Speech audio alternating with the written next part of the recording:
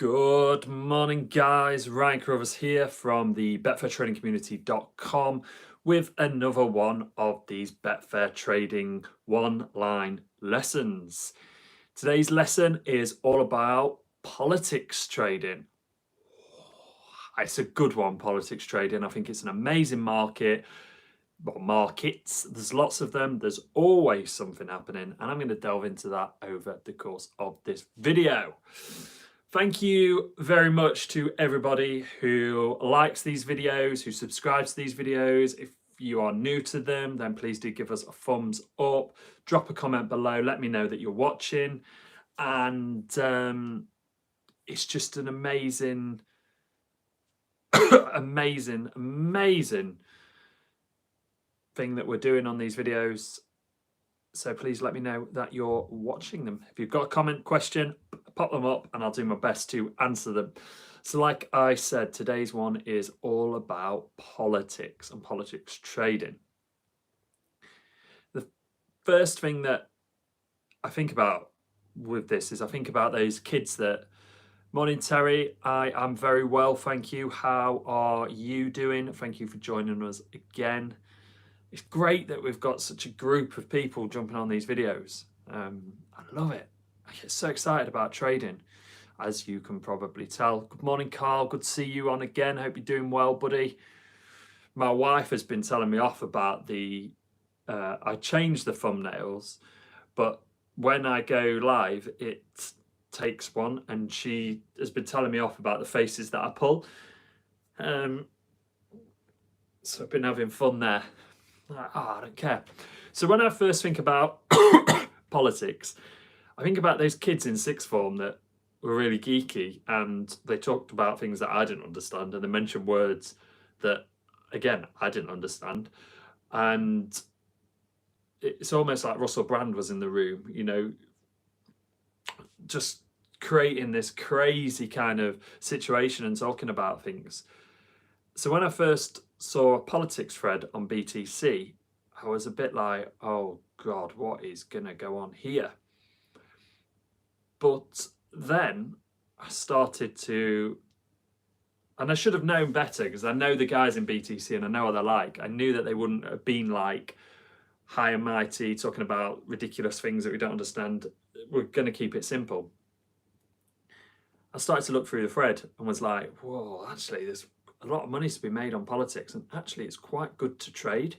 And I genuinely do think it's an untapped market. There's money matched on it, and there's something happening all of the time. And a lot of the way that politics seems to go on Betfair is it's all based around public opinion, and the press help you out massively here, and you can almost get a sense for what direction something is going in, that you can ride that wave a little bit. It does seem very similar to the old days of Betfair when horses were a lot easier to trade, especially in the morning. God, you'd see probably nobody will know if I mention the trader Jinxie, but there was a trader called Jinxie that used to put horses up on the old Betfair forum like years and years and years ago. And he just had this Midas touch, every horse had shorten. And it seems that that way of trading before the event has happened works really well with politics. And there's money on it. There's loads of resources out there. And you can kind of get a sense of which way the market's going, which is why I think it's an untapped market. And it's one of the reasons why I even bother trading it. You've got loads and loads and loads of different ways as well. So the presidential elections in America, for example, those guys have been trading that in BTC for weeks and weeks and weeks and months before any coronavirus happened. We've been just gathering intelligence and just looking at Twitter, looking at the news sources, looking at what people are doing and seeing what is happening in the world and what is happening in America with the market. So, for example, I backed Bloomberg to be one of the candidates. And I got Bloomberg at like 20.0 on the exchanges. I put this trade on the forum as well. The reason that I backed Bloomberg is because he was mayor of New York. They changed the rules in New York because of the amount of terms that he'd served was his maximum. They changed the rules so he could serve again. That is how popular in New York this bloke was. So that's like, so thinking about what has to happen. Well, if he becomes the candidate, for him to become the candidate, what has to happen? Well, he has to have a good public opinion. Okay. He has to have a good chance of winning or becoming a candidate. Can he afford to do that? My God, that bloke can afford to do that. So then I also think, how did Trump win the the White House? Trump won the White House because he simplified his message. How many people, even in England, can tell you that Trump's slogan, he's a master marketer, was "Make America Great Again"? Hillary Clinton had about 50 million sentences that basically said, "Make America Great Again." All Donald Trump did was simplify it. And if you're confused, you will lose. Kept it simple. So then I looked at that. Trump spent a fortune on Facebook ads, absolute fortune. He got the votes. He won on social media, on advertising. So then I started to look at what adverts that Bloomberg was starting to put out. So I looked at the ad library on Facebook, started to see this. And also, Boris Johnson did this months before the general election. Boris Johnson started testing Facebook adverts. So you can go on Facebook, you can use something called the ad library, which shows you adverts that people are putting up. Boris Johnson was split testing adverts that you will have seen and maybe interacted with. And if you didn't interact with them, he wouldn't have used those adverts for his campaign. He kept it really simple, punchy, told a bit of a story, and he sold you on his campaign. And he was split testing adverts before he even really got into the general election. Donald Trump did the same. And then also, just another note on that, I know I'm going off the Bloomberg topic, but the company that did all of the adverts for Donald Trump that got him into the White House, they did the campaign for Boris Johnson. So when you know all of that information, you're going to back Boris Johnson. And then you're going to start taking your profit. It's just something that you could just start to see it. So Bloomberg, all of this. And then I started to see in the news, in America, CNN, all of these kind of news outlets, people were saying the person with the biggest, spending the most on data scientists and social media marketing will win the White House. And that started to get a bit of traction. At that point, that person was Bloomberg. So I backed Bloomberg 20.0. I got out 6.0. Really nice swing, not a massive stake. Little bit of profit, very nice. But that's why I even trade it, because you can find out all of these different pieces of information. You can start to see the momentum of people. You can chat through it with people. You can really get this feeling of where it's going. You see it in the press that it's almost a foregone conclusion, and then it sort of seems like the Betfair markets are slightly a step behind it. So it's like Keir Starmer's price just dropped to be head of the Labour Party. But that was after it was already sort of, it seemed like it was nailed on. So there's loads of ways to trade the politics. It's not actually a boring market. If anyone's got any questions about it as well, throw them up and let me know you're watching as well. It's really, really not a boring market to trade because there's so many news outlets on it. There's so many ways the market is moving, and it's not really that fast. So it is a longer trade. So the way that I would attribute it to is like the Premier League winner. That market starts when the Premier League season finishes. Yeah, Terry, your money does stay in for longer. So just like the way I attribute it is the Premier League. It's the market starts as soon as the Premier League season ends for the next season winner. And then whenever you get involved, you're not going to get out until May, when the winner is actually fully given to Liverpool. So But what I like to do with that is you're only waiting for your profit once you've taken your boo. I know it's going to happen though. You're only waiting for your profit because once you've done your in and out trade, then it's back in your bank. You're just waiting for your profit then. So for me, I just see them as like a quarterly bonus or a yearly bonus or whenever. I just see it as a bonus.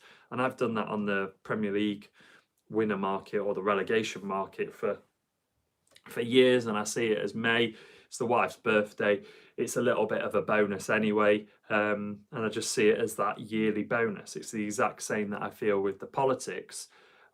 It just drops in when the markets are finishing, and it's just for another way of trading it for me is I read a weekly magazine called Money Week, where it basically pulls all of the information and all of the best of the blogs and talks about finance and politics and lots of different things. And they have a betting section in there where a expert on politics gives his betting advice. Now, I'm pretty sure that I think this magazine goes out on a Friday to me, but I think by the Sunday you can get some of these articles on Money Week's website. Some of those selections that they have thrown out have been some of the most profitable trades that I have done ever in terms of on the politics and every market. Some of the trades that I've done on politics have the biggest swings. And it's a market that not many people would ever even think about. But it's a market we can use right now as well.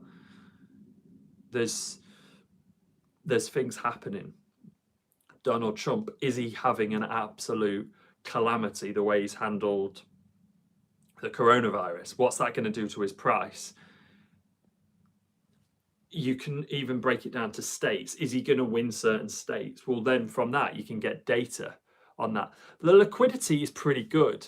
Obviously, on the smaller markets, it's a bit smaller. But on the larger ones, I'm just going to go straight to Betfair now. So we've got the USA presidential election, next president. There's £25 million matched on that. And there's only two main runners in that market now. Bloomberg's gone all the way out because he stepped down, but I was out way before that. The two main candidates, Donald Trump at 2.0 and Joe Biden at 2.3. But Donald Trump, we've been trading Donald Trump in BTC, and we backed him at 2.0 way before the coronavirus, when he was getting a bit of momentum and he was getting ready. And then his price came in, we got out, and then he handled the coronavirus ridiculously bad. So we started laying him because we thought his price is only going to go out. The way he's handled this isn't great. Joe Biden is getting a little bit of momentum. Probably won't win, but people are starting to back him. But remember, we don't need him to win. We just need his price to drop or Trump's price to go out. And then was getting on Donald Trump in the 170s, and he's now back out 2.02 to lay. So it's a cracking market to trade. And I would definitely advise it. So I'll just summarize all of that, guys. I think it's an untapped market. There is loads and loads of liquidity in the bigger markets, less so in the smaller markets, but still definitely enough for you to be trading. There's loads of resources out there as well to find information about politics, and then just to try and attribute what you're reading. Is it too late to get in now? Terry, what I would do if I was you is I would jump onto the politics thread on BTC and then start chatting through there. And then there's me, there's John, and a couple of other guys. We'll start sharing our thoughts and feelings on that. So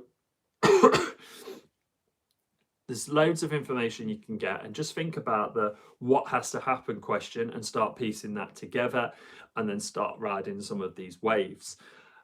That's the way to trade it. And if you've got any questions on that, obviously you can email me info@betfairtradingcommunity.com. If you want to comment on this video, great, I answer them all. And I know that some guys watch these back afterwards, and I'm genuinely blown away by the amount of people that watch these videos and that comment on them and that keep commenting and keep getting so much value from these videos. And when I started them, I genuinely thought it'd just be me caffeinated, rambling and rambling and rambling. And now it seems to be that people actually get a lot of value from them, which is amazing. And it doesn't involve me having to dance and sing to get your attention. Crazy man. So I'm gonna leave it there, guys. I will be back tomorrow. Does anyone want to know what tomorrow's lesson is? If you want to know what it is, give me a thumbs up. I literally give this a thumbs up. How many people have got watching? 8. Do you think we can get to 8 thumbs up? Is that too cheeky of me? You know, can we get a little, like, you know, on the video? Can you give me a little thumbs up? So tomorrow's, oh, here we go. Look, everyone's coming in now with the thumbs up. So tomorrow's video is trading with a small bank and beating yourself up over losses. That sound like a good one? Oh, Carl's like, yeah, thumbs up from Ian. How you doing, Ian? Avram, thank you for joining us, guys. So yeah, tomorrow will be about trading with a small bank and beating yourself up over losses. I love talking about trading with small banks. I'm a big fan of the small bank. And then we'll be on to other people's questions. So I'll be back tomorrow, guys. I won't ramble on anymore. Hope you have an incredible day. Stay safe. It looks absolutely beautiful out there. So if you are going for your walk, enjoy it. Let your mind rest, relax, whatever you need to do. And I will be on tomorrow. Terry, I've just seen your comment. Drop me a message on BTC and I'll have a chat with you. And I will see you guys tomorrow morning.